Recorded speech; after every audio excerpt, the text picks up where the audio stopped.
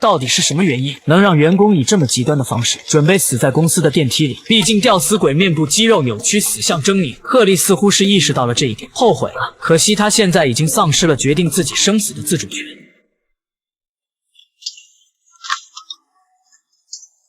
马克像往常一样下班，却被吓得蒙圈，急忙减轻对方的压力。此刻安保通过监控也发现了紧急情况，紧接着两人将赫利放了下来。马克担心同事的安危，而安保却在第一时间把现场恢复原样。在不知赫利是死是活的情况下，急切命令马克赶紧下班离开。就这样，马克带着愧疚的心情进入电梯，但随着电梯抵达1楼，马克的表情突然变得平静，仿佛之前的一切都没有发生过。因为卢蒙的员工拥有2套独立的记忆，工作人格体会不到休息的快乐，生活人格没有上班的苦恼。寻死的赫利就是想对抗失衡的设定，其实也不用这么麻烦，直接不下班吃住都在公司，外面生活人格不就相当于死了吗？虽然下班的马克不记得公司内的事，不过当晚他却失眠了，无意间看到有神秘人肆无忌惮地盯着他，看对方的眼神好像还认识他，紧接着神秘人又凭空消失。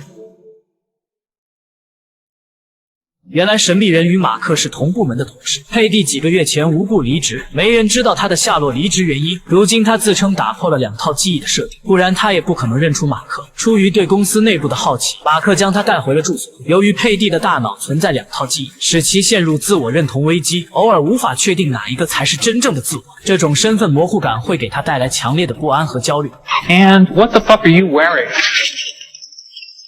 佩蒂也说不清公司的黑幕，只是一个劲儿的劝马克不要再去上班，万一上班时公司让你做违法的事怎么办？可马克为了逃避对亡妻的思念，宁愿忘掉现实，哪怕只是8小时的解脱。殊不知马克的上司伪装成多事的邻居大妈，时刻监视着马克私下生活的一举一动。上班后，马克竟续接昨天的存档，赫利上吊被救，大口喘着粗气，一副刚从鬼门关跑回来的模样。而马克硬挤出来的微笑真是让我无语。但赫利并没有领情，毕竟在他心中，马克就是个溜须高层的狗腿子。即便马克故意打翻咖啡为他解围，也没有得到实质的改观。赫利反倒整天寻找他的狐狸尾巴。他在马克抽屉里看到手绘的公司平面图，要知道一切与工作无关的东西都是公司严令禁止的。其实这地图就是佩蒂曾经留下的，只不过上班的马克没有那段记忆。为了澄清，马克当场销毁了它。就在他们争辩东西的真假时，欧文又有了重大发现。会议室的座椅上竟出现一本鸡汤励志书，这好比洁白的天堂突然出现了一颗老鼠屎，并且书的首页还有马克的名字。欧文认为这是高层试探忠诚度的考验，马克便要上交，结果乔治偷偷将书藏了起来，而将来这本书就是员工推翻公司的导火索。而提到这本书的由来，就要说到躲在马克家中的佩蒂。这本书就是哈莫尼潜入他家找寻可疑时，在他家门外顺手拿走的。幸亏当时佩蒂机智躲起来没被发现，不过哈莫尼离开的背影又进一步刺激了他，脑中上班下班的记忆频繁切换，导致他按照公司内部的场景开始瞎走。现实中他也不知道自己要去哪里。